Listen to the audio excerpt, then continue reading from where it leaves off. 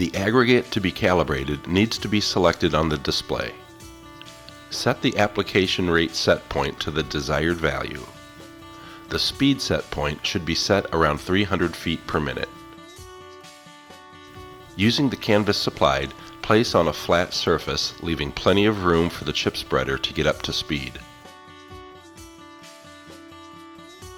With the control handle in the full forward position to assure constant speed, drive the chip spreader towards the canvas.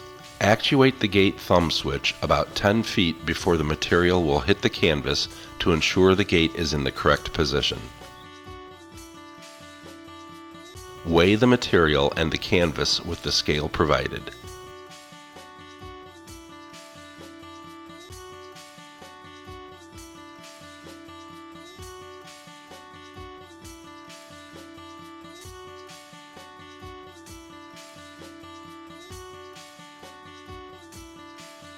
Empty the canvas and weigh it empty.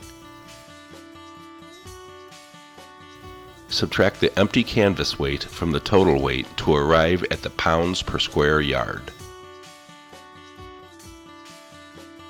On a variable hopper machine, this will need to be done for the left and right hopper.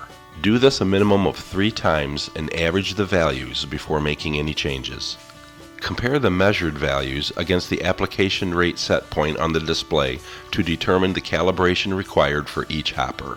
As an example, assume the left hopper weighed in at 23.5 pounds and the right hopper weighed in at 18 pounds.